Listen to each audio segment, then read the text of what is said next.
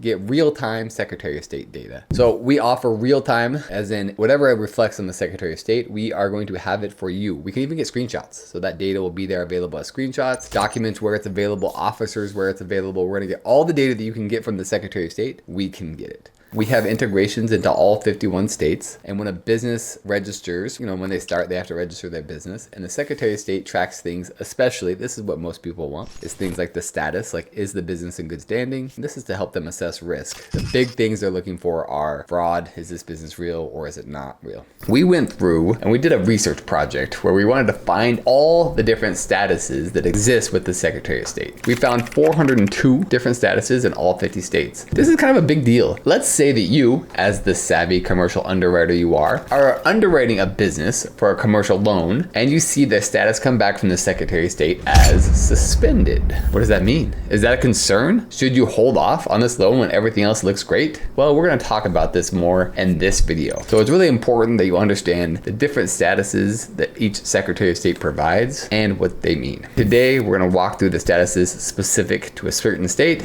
Kansas's 8 business entity statuses you need to know. Number 1, merged out of existence. The entity has merged with another entity and no longer exists as a separate entity in Kansas. Lenders should be cautious as the status indicates the original entity no longer exists, potentially affecting existing loan agreements and requiring reassessment of the merged entity's creditworthiness and operational stability. Let's proceed to number 2. Forfeited, failed to timely file IR. The entity has lost its legal standing due to failure to file required information or reports IR on time. It is no longer authorized to conduct business. This status raises significant red flags for lenders, indicating potential financial or operational issues and may render the business ineligible for lending until its standing is restored. Number 3, active and in good standing. The entity is currently operational, has met all filing requirements, and is in compliance with Kansas state regulations. This status is generally favorable for lending decisions, suggesting the business is responsibly managed and maintains regulatory compliance, which can positively impact its creditworthiness and operational stability assessment. Let's proceed to number 4, withdrawn. The entity has voluntarily withdrawn its registration in Kansas and is no longer authorized to conduct business in the state. Lenders should exercise caution as the status indicates the business has ceased operations in Kansas, potentially affecting its ability to repay loans and requiring a reassessment of any existing lending agreements.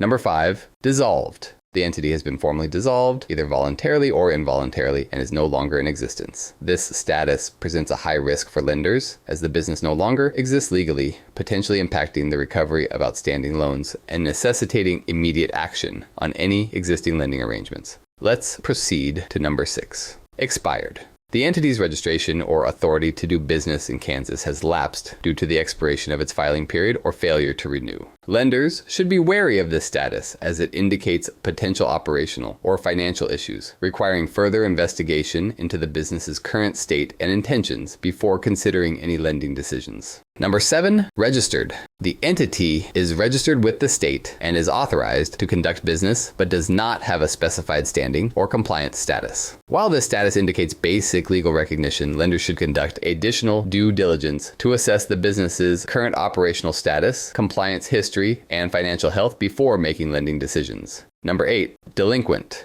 The entity has failed to meet certain compliance requirements, such as filing reports or paying fees, and is at risk of losing its good standing status. This status should raise concerns for lenders, as it may indicate financial difficulties or management issues, potentially impacting the business's creditworthiness and requiring careful evaluation of the reasons for delinquency before proceeding with any lending activities. All right, let's look at an example if we wanted to do something like this and kind of how Cobalt Intelligence can help you with this. This right here is an example using this API. Now, Cobalt Intelligence is an API first, where the idea is that you can get all this data via API and get it integrated right into your system. Let's say you search for this business, 109 Franklin RC in California. So we're gonna hit send, and this is what we get back. Now, the status is suspended FTB, and this right here, specifically for California, is the Franchise Tax Board, which means it's delinquent with its taxes in California. Not enough to be terminated, but enough to put it in suspension. So this is somewhat of a risk here. Now, this could be hard to go through because, like we said, there's 402 different statuses out there. So what you can do is use this normalized status, where we go through and interpret these things, and we mark it as inactive. And we're going to put those as two different options. It's either going to be active or it's going to be inactive. And so then you can programmatically, as you integrate this into your API, and as this is processing through your software, you're going to get a feedback that says, hey, this business is active or inactive and may prompt further note. So it can kind of take it down certain paths. Now, if I was building this, I would use that as, like I said, a programmatic decision maker and put it in the, oh, this needs questioning right here. If it's inactive, I'm going to automatically put this in stipulations where someone's going to have to go and follow up further. And then you could display this string of suspended FTB, and then your underwriters could go through and check it and say, okay, this is something we need to dig further into, and this, or maybe not, or maybe we just decline the file altogether. I hope this has been helpful for you to see how these different statuses in the state can really vary and how it can be different for you and impact your business. I invite you to try the Secretary of State API. We have a free trial that it comes with, so you can go ahead and try it out. We also offer paid pilots, so you can try out a big number of searches and see really if the data is something that can be helpful for you. I'm Jordan Hansen. If this has been helpful at all, hit that like and subscribe button. We will help you out with what you're trying to do. Thank you.